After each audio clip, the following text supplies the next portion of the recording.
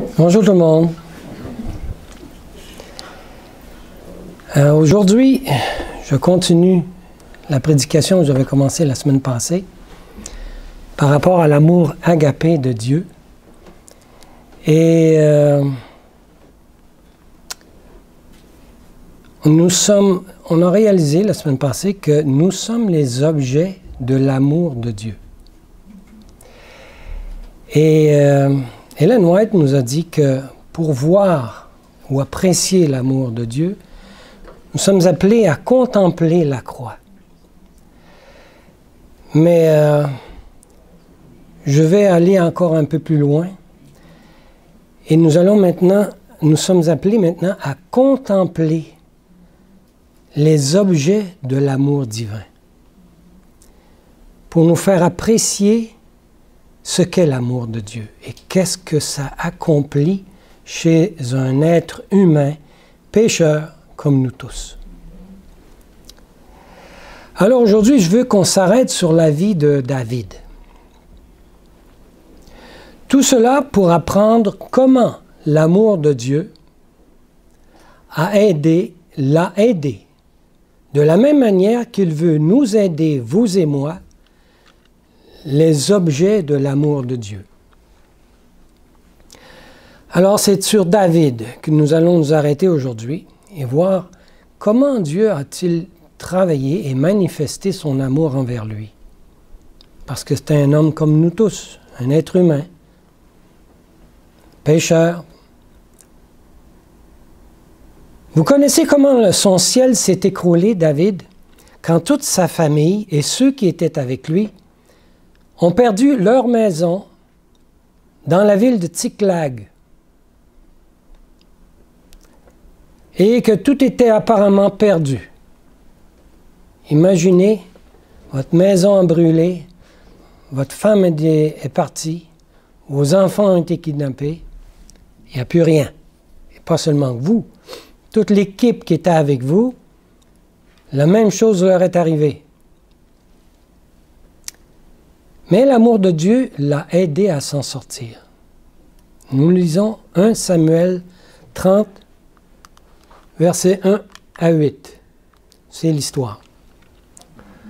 Lorsque David arriva le 3e jour à Tsiklag, avec ses gens, les Amalécites avaient fait une invasion dans le Midi à Tsiklag. Midi, c'est le sud. Parce que les Amalécites restaient plus au sud. Ils avaient détruit et brûlé Tsiklag, après avoir fait prisonniers les femmes et tous ceux qui s'y trouvaient, petits et grands. Ils n'avaient tué personne, mais ils avaient tout emmené et s'étaient remis en route. David et ses gens arrivèrent à la ville et voici, elle était brûlée, et leurs femmes, leurs fils, leurs filles étaient amenés captifs. Alors David et le peuple qui était avec lui élevèrent la voix et pleurèrent jusqu'à ce qu'ils n'eussent plus la force de pleurer. Tragique.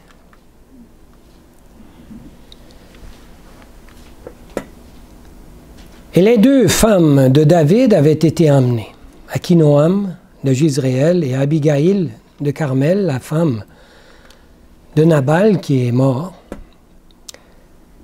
David fut dans une grande angoisse, car le peuple parlait de le lapider, parce que tous avaient de l'amertume dans l'âme, chacun à cause de ses fils et de ses filles. Mais David reprit courage, en s'appuyant sur l'Éternel son Dieu. Je m'imagine la sensation que devait avoir David. Il était responsable de tout ce qui s'arrive. Qu'est-ce qui se passe? Les gens qui étaient avec lui étaient peut-être du nombre de 200 ou 300, je ne me rappelle plus exactement. Il était parti en guerre ou à aider quelqu'un à se battre ou à faire quelque chose, mais il a dû sortir de la ville et laisser la ville sans personne.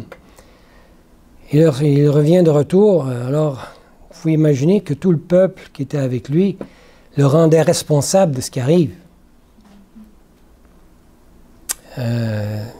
J'aurais eu le goût de me mettre la tête dans le sable à ne pas savoir quoi faire. Alors cet admirable jeune garçon, on revient dans l'histoire de la vie de David, dans son amour pour Dieu, a marché avec lui jusqu'à la position de roi. Quelle marche il entretenait avec Dieu, David? Il disait à Dieu, « Dieu, qu'est-ce que je fais? Est-ce que je vais m'occuper de ces Amalécites? » Alors, David avait un sacrificateur près de lui. Il dit au sacrificateur Abiatar, fils d'Achimélec, « Apporte-moi donc l'éphod. » Abiatar apporta l'éphod à David, et David consulta l'Éternel en disant, « Poursuivrai-je cette troupe? L'atteindrai-je? » Et l'Éternel lui répondit, « Poursuis, car tu atteindras et tu délivreras. » Eh, quel encouragement! Dieu lui parlait. Est-ce possible que Dieu veut nous parler à nous aussi? Amen. Et nous aider à travers des moments difficiles, et nous encourager, et nous dire, « Je suis avec toi. Ne te décourage pas. N'aie pas peur. » Dieu lui parlait à David, et David parlait avec Dieu. Une expérience très touchante, ne trouvez pas? Mais il y a bien plus dans cette histoire du roi David. Il y a ici une profonde promesse qui nous est donnée si nous voulons bien étudier et croire à l'œuvre de Dieu pour le roi David. On voit ici Dieu qui parle dans Ésaïe. « Prêtez l'oreille, venez à moi. » Alors on voit que ce n'est pas un Dieu qui veut s'éloigner de nous. Il veut être tout près de nous. Écoutez et votre âme vivra. Je traiterai avec vous une alliance éternelle. Vous connaissez l'alliance éternelle? Ce sont les promesses de Dieu envers nous. Dieu ne nous demande pas de promettre en retour. Et c'est ça l'alliance éternelle. Pour rendre durable mes faveurs envers David. Voici, je l'ai établi comme témoin auprès des peuples. Témoin, ça veut dire une preuve, une démonstration de ce que Dieu veut faire avec quelqu'un, peut faire avec quelqu'un. Je l'établis comme témoin auprès des peuples, comme chef et dominateur des peuples. En d'autres mots, j'ai fait connaître, dit Dieu, l'histoire du roi David, pour qu'en voyant ce que j'ai fait avec lui, vous puissiez comprendre l'alliance éternelle que je veux traiter avec vous. Je l'ai utilisé comme témoin pour décrire l'énormité de mon amour. David était un homme humble et jeune garçon berger, si innocent, si confiant, faisant totalement confiance en son Père céleste. Il jouait de la harpe, tandis qu'il surveillait les brebis. Et pendant qu'il apprenait de Dieu, il chantait de magnifiques psaumes. Dans 1 Samuel, chapitre 17 et 18, là, on raconte son histoire avec le roi Saül, et il dit à Saül, « Je vais m'occuper de ce Goliath. Dieu s'en chargera. » Remarquez qu'il n'a pas dit « je m'en charge ». Il a bien dit « Dieu va s'en charger ». Toute une différence d'évangile. Il raconte l'histoire du lion et de l'ours qu'il a tué, que ces animaux allaient prendre ses brebis, et il a saisi le lion par sa barbe et l'a tué. C'était un miracle.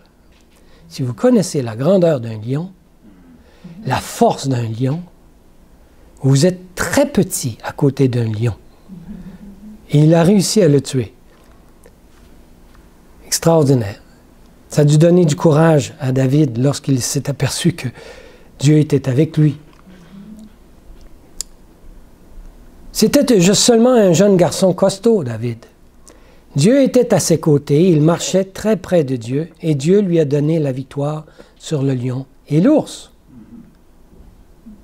Si vous connaissez les ours qu'on a ici au Canada, c'est plus grand que vous quand c'est debout.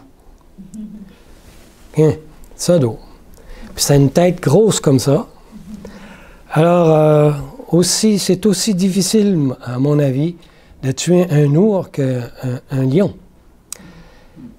Maintenant, David disait maintenant, « Et ce Goliath n'est pas pour moi un obstacle. » Ensuite, vous lisez son expérience avec Saül, que Saül l'aimait au départ, mais s'est ensuite retourné contre lui, qu'il a été loin pour devenir roi, qu'il marchait avec Dieu et qu'il lui demandait de le guider à chaque étape.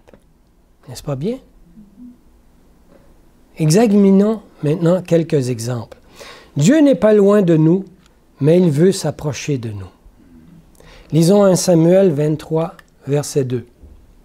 David consulta l'Éternel en disant, « Irai-je et battrai-je ces Philistins? » Et l'Éternel lui répondit, « Va, tu battras les Philistins et tu délivreras la ville qui s'appelle Keïla. » Ensuite, nous voyons comment il marchait avec lui, lui demandant ses conseils pendant qu'il se faisait tourmenter par le roi Saül, et par la suite, quand il est devenu le roi. On lit ça dans 2 Samuel 2, verset 1. C'est lorsque Saül poursuivait David. Après cela, David consulta l'Éternel en disant, « Monterai-je dans... » Ah, ça c'est quand Saül est mort. « Monterai-je dans une des villes de Juda? » L'Éternel lui répondit, « Monte. » David dit, « Où monterai-je? » Et l'Éternel répondit, « À Hébron. » C'était au moment où il le demandait. Mais c'était au moment où il le demandait. Maintenant que le roi Saül est mort, qu'est-ce que je fais, Dieu? Et il n'a pas juste dit, « Monterai-je dans les villes de Juda? » Dieu a dit, « Oui, monte en Juda. » Et ensuite, il a dit, « Mais où? » Et Dieu a dit, « À Hébron. » Donc, Dieu le guidait tant qu'il demandait au Seigneur. Et c'est là un magnifique exemple de la façon dont nous pouvons marcher avec Dieu. Et maintenant, David est roi. Les Philistins, maintenant, lui causent toujours des problèmes. Lisons dans 2 Samuel 5, verset 19. David consulta l'Éternel en disant, « Monterai-je contre les Philistins? Les livreras-tu entre mes mains? » Et l'Éternel dit à David, « Monte, car je livrerai les Philistins entre tes mains. » Tout comme il avait livré l'ours et le lion et Goliath entre ses mains, Dieu lui dit, « N'aie pas peur. » Et donc, il a répondu à ce que Dieu lui a dit. Il y a maintenant une autre circonstance, il y a une différence très intéressante. On va lire ça dans 2 Samuel 5, 23 à 25. David consulta l'Éternel encore, et l'Éternel dit, « Maintenant tu ne monteras pas. Tourne-les par derrière, et tu arriveras sur eux vis-à-vis des mûriers. Quand tu entendras un bruit de pas dans les cimes des mûriers, alors hâte-toi, car c'est l'Éternel qui marche devant toi pour battre l'armée des Philistins. » C'est Dieu qui travaille. C'est peut-être pour nous faire comprendre à David, « Hey, c'est moi qui fais l'œuvre. » David fit ce que l'Éternel lui avait ordonné. Il n'a pas attaqué directement. Il a fait le tour. Et il battit les Philistins depuis Géba jusqu'à Gézer. Cela ne touche-t-il pas votre cœur? N'est-ce pas une merveilleuse marche avec Dieu que nous voyons ici? Et quand vous voyez cela, ces premières années de David, Dieu l'a mené en sûreté. Mais ensuite, quand il est devenu roi, David a commencé à suivre les habitudes du monde autour de lui. Il a pris plusieurs femmes, il a commencé à devenir obsédé par la position de son contrôle royal sur le peuple. Il se préoccupait moins qu'auparavant de demander à Dieu de le guider pour finalement céder à la tentation en allant là où Dieu lui avait défendu d'aller. Et puis il y a eu ce péché grave qu'il a commis en regardant en bas et en observant Bathsheba se baigner.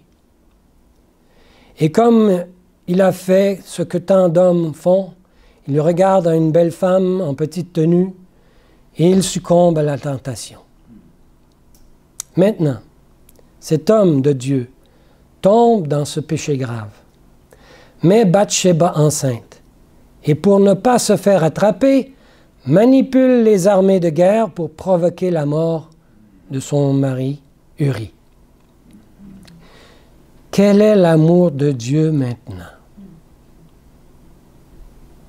Comment Dieu va réagir? La proximité de David avec Dieu était telle qu'il savait très bien ce qu'il faisait était mal et qu'il aurait à avoir des conséquences graves à sa décision.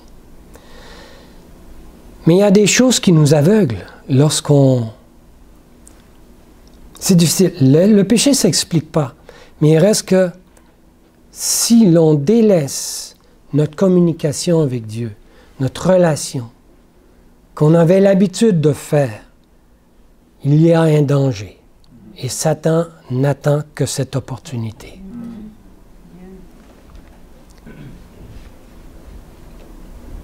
S'il y avait un temps où David devait être encore plus près de Dieu, c'est bien lorsqu'il était roi d'Israël. S'il y avait un temps où David devait être à genoux, à prier Dieu matin et soir, c'est bien dans ce temps-là. Mais trop souvent, c'est l'inverse qui se passe. Les préoccupations de chaque jour nous bousculent. Finalement, on oublie de passer du temps avec Dieu et de lui demander de nous guider à chaque jour. Pensez-vous que l'amour de Dieu peut s'occuper de ce qu'il a fait David maintenant? Était-il allé trop loin? Pour ces gens qui sont assez intelligents et qui ont marché à l'encontre de ce qu'ils savent être juste et qui l'ont fait malgré tout, y a-t-il encore de l'espoir? Cela vous est-il déjà arrivé? Et ensuite, quand vous l'avez fait, vous pensiez quoi? Eh bien, peut-être vous avez pensé, c'en est fini pour moi. Je n'ai plus aucun espoir. L'amour de Dieu peut-il encore racheter? Regardez-le, David. Quand le prophète Nathan a été envoyé par Dieu à David, ah, tiens, Dieu qui s'occupe encore de David, il envoie un prophète. Ça veut dire qu'il y a encore une possibilité de quelque chose. C'est pas éteint. Et Nathan décrit la situation à David et a utilisé la conscience de David pour gérer le problème. Et quand Nathan a dit « Tu es cet homme-là, qui a pris le petit agneau d'un pauvre homme, toi qui en avais plusieurs, quelle a été la réaction de cet homme David? » Voilà comment David a répondu à cette révélation de son péché, lui qui était le roi. Dans ce temps-là, le roi avait toute autorité de vie et de mort sur le peuple, même sur les prophètes, les prêtres. Et il n'y a pas de question qu'on envoyait le roi en prison parce qu'il y avait commis un meurtre. Il avait toute autorité. Voici le psaume qu'il a composé après que Nathan lui a exposé son péché. Que fait-il? Psaume 51, versets 3 à 6. « Ô Dieu, aie pitié de moi dans ta bonté, selon ta grande miséricorde. Efface mes transgressions. Lave-moi complètement de mon iniquité et purifie-moi de mon péché, car je reconnais mes transgressions. Et mon péché est constamment devant moi. » Ensuite, il dit quelque chose de très important. Au lieu de prétendre que c'était peut-être l'influence des autres, et ainsi de suite, qui l'a fait trébucher, il dit « J'ai péché contre toi seul. J'ai fait ce qui est mal à tes yeux. » Il aurait pu dire « Pourquoi est-ce que cette femme était en dehors, sur le toit, en train de se découvrir à mes yeux, là? Pourquoi tu as permis ça? Il aurait pu dire tout ça, mais non. Il a dit, j'ai péché contre toi et toi seul. Et j'ai fait ce qui est mal à tes yeux. Il termine en sorte que tu seras juste dans ta sentence, sans reproche dans ton jugement. Il s'est reposé sur Dieu. Il a mis son cas à ses pieds. Il dit, quel bordel que je viens de faire. Maintenant, Seigneur, tu as la solution. Je ne sais pas quoi faire. C'est trop fort pour moi. Je sais que les conséquences sont trop énormes. Mais nous voyons ici l'œuvre du Saint-Esprit. Travaille notre Saint-Esprit. Travaille fort. C'est pas une buée puis un pouvoir dans l'air. C'est une personne qui travaille, qui est en œuvre, mais en arrière, toujours cachée. Mais il œuvre énormément, le Saint-Esprit. Ensuite, il se met à décrire la condition désastreuse et il implore Dieu. On continue dans le verset 11 à 15. Détourne de moi, détourne ton regard de mes péchés, efface toutes mes iniquités, ô Dieu, crée en moi un cœur pur. Et c'est une œuvre de création, hein, avoir un cœur pur. Renouvelle en moi un esprit bien disposé. Parce qu'il savait que le péché avait eu un effet sur son esprit. Il y a toujours une conséquence au péché, quel qu'il soit. Il était devenu insensible au péché. Quand on commet, on tombe sur le péché, on devient insensible. Il ne voulait pas permettre que ça devienne encore pire, en ayant ouvert déjà une porte. Alors il continue, ne me rejette pas loin de ta face. Ça veut dire, continue à faire ton œuvre. Ne me retire pas ton Esprit Saint. Ça veut dire, continue l'Esprit Saint. Fais ton œuvre en moi. Rends-moi la joie de ton salut. Et qu'un esprit de bonne volonté me soutienne. Et là, le texte que j'avais lu tantôt, j'enseignerai tes voies. C'est ce que Dieu nous appelle à faire. D'enseigner les voies de Dieu. À ceux qui les transgressent. Hey, l'expérience de David était un enseignement. Et là, maintenant, il veut enseigner qu'il y a de l'espoir pour celui qui a tombé. Et les pécheurs reviendront à toi lorsqu'ils apprendront qu'il y a une miséricorde. Dieu est là et il t'attend. Tout ce qu'il a à faire, c'est te tourner vers lui. Il est là qui te tape sur le côté. Là. Tu te dis, je suis là, je suis là. Seigneur, je suis là dans cette situation difficile et je sais que d'autres sont dans la même situation que moi. Fais que je sois rétabli pour que je puisse aussi les aider, les encourager, les amener à toi. Lisons Psaume 51, verset 19, c'est un peu plus loin. Les sacrifices qui sont agréables à Dieu, c'est un esprit brisé. Ô Dieu, tu ne dédaignes pas un cœur brisé et contrit. David a dû pleurer. Vous voyez ce qu'il était en train de faire, David? Il se jetait dans les bras de l'amour et de la miséricorde de Dieu. Et comment Dieu a-t-il répondu? Pas ce que l'on nous enseigne comme un Dieu est méchant, qu'on a déjà entendu quand on était jeune. Hein? Si tu fais ça, ben, tu es écarté. Je t'aime plus. C'est exactement le contraire. Dieu, il pleure avec nous. Il compatit avec nous. Et comment Dieu a répondu? Il dit, voilà un homme selon mon cœur. Wow! Hey, David vient de tomber. Ça n'a pas d'allure, là. Il y a quelque chose qu'il faut comprendre ici, là.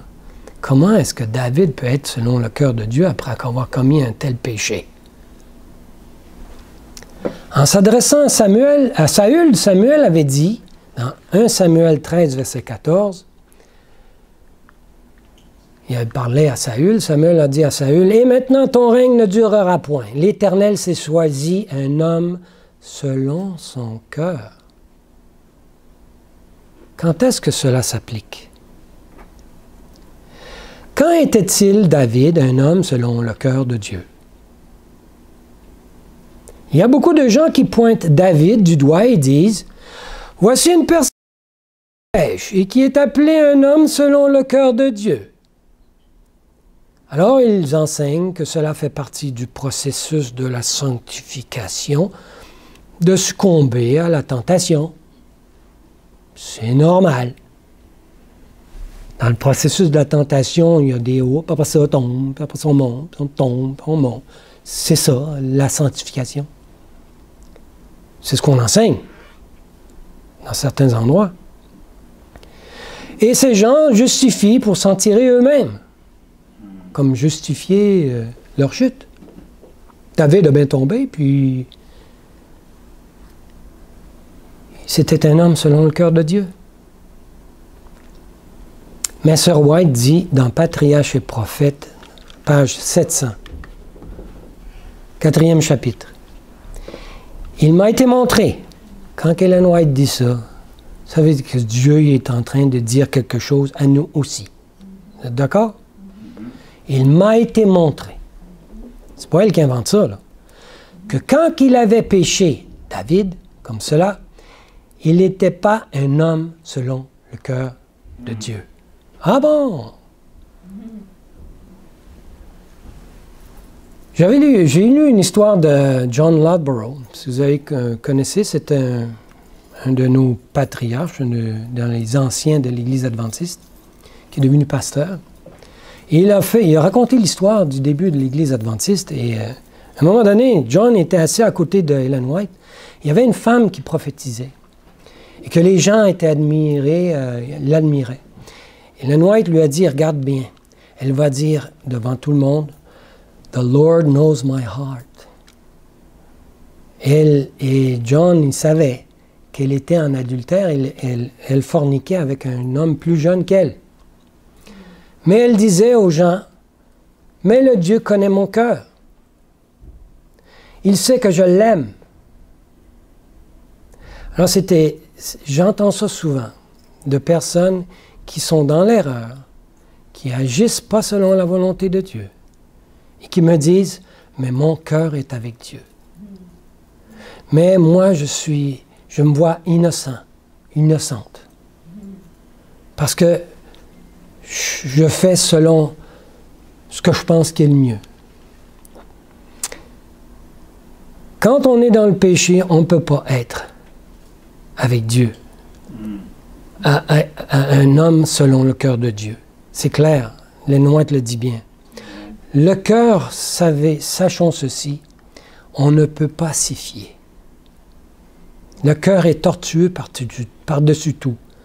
Nos sentiments, notre sensation peut être en erreur. Et il est écrit dans la Bible que le cœur aussi, il est méchant. Qui peut le connaître? Jérémie 17, verset 9.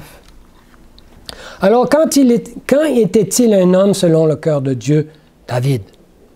On continue. L'histoire de David ne sanctionne aucunement le péché. N'utilisez pas cette histoire pour vous justifier. C'est lorsqu'il marchait selon le conseil de Dieu qu'il fut appelé un homme selon le cœur de Dieu. Dès qu'il pécha, il cessa d'être considéré comme tel jusqu'à ce qu'il revint par la repentance au Seigneur. Amen. Quand est-ce que c'était? Quand il était obéissant à Dieu et quand il s'est repenti. Dieu nous appelle à la repentance. Amen. Et Dieu appelle son Église à la repentance. Pas seulement nous tout seuls. Nos amis, nos frères et sœurs, tous, nous sommes appelés à nous repentir. Quand nous observons l'expérience de David, l'amour de Dieu est allé le chercher et a essayé de le ramener. Amen. Et quelle attitude David a-t-il manifesté dans sa réponse à Dieu quand Dieu a dit à Nathan, « Tu es cet homme-là ». Dans Bible Commentary, volume 2, il est écrit, « Alors David se réveille comme d'un rêve. Il a le sentiment de son péché. Nathan lui a dit cela et maintenant il se réveille. Il a le sentiment et l'horreur de son péché. On continue. Il ne cherche pas à excuser sa conduite ou à atténuer son péché, comme les fit Saül. Mais avec le remords et une douleur sincère, il courbe la tête devant le prophète de Dieu et il reconnaît sa culpabilité. David ne manifeste pas l'esprit d'un homme inconverti. Quel est l'esprit d'un homme inconverti? Quand vous montrez à un homme inconverti son péché, comment il réagit? Il cherchera des excuses. Il se jettera même sur vous pour vous faire taire. Mais il y a ici un homme selon le cœur de Dieu. Quand il a été convaincu de son péché, et ça c'est l'œuvre du Saint-Esprit, gloire à Dieu, et qu'il a vu qu'il n'était plus un homme selon le cœur de Dieu, il s'est adouci. S'il avait été mu par l'esprit des gouverneurs des nations qui l'entouraient, il n'aurait pas toléré que Nathan dépeigne le tableau de son crime sous sa couleur véritablement abominable. Au contraire, il aurait ôté la vie au fidèle réprobateur. Toutefois, malgré la grandeur de son trône et son pouvoir illimité, son humble reconnaissance de tout ce dont il était accusé était l'évidence qu'il craignait encore la parole du Seigneur et tremblait devant elle. Une œuvre divine. Ce n'est pas une œuvre humaine. Voilà l'homme selon le cœur de Dieu. Quand il est revenu à la raison et qu'il a dû subir les terribles conséquences de son péché, parce que ça ne s'arrête pas là, toute sa vie, il a dû supporter les conséquences de ce péché. Il a pourtant continué de se placer où? Sous l'amour de Dieu, le restant de sa vie. Il est identifié comme un homme que l'amour de Dieu a réussi à sauver, et ce, pour l'éternité. Puis il y a eu le fils, même de la femme avec qui il avait fait ça. Le premier enfant est mort. Mais maintenant, Bathsheba met au monde Salomon. La femme avec laquelle il a péché va enfanter le troisième roi d'Israël. Quel amour! Voyez l'amour de Dieu. Il met sur le trône le fils de la femme avec laquelle il a eu un adultère. Donc, lors de la prochaine prédication, je vous présenterai la vie de Salomon, puis celle de Nebuchadnezzar, et je terminerai avec celle de l'apôtre Jean. Ce sont d'autres individus qui sont devenus des objets de l'amour de Dieu. Frères et sœurs, avons-nous contemplé suffisamment longtemps les objets de l'amour de Dieu? Il nous faut continuer de regarder et de voir les détails de l'amour de Dieu, pour qu'en voyant ces gens-là, sujets aux mêmes passions que nous, lutter contre le découragement, comme les nôtres, en voyant qu'ils ont succombé, comme nous, à la tentation, mais qu'ils ont repris courage malgré tout et ont vaincu par la grâce de Dieu, nous puissions être encouragés dans nos efforts à parvenir à la justice. C'est ma prière. Amen.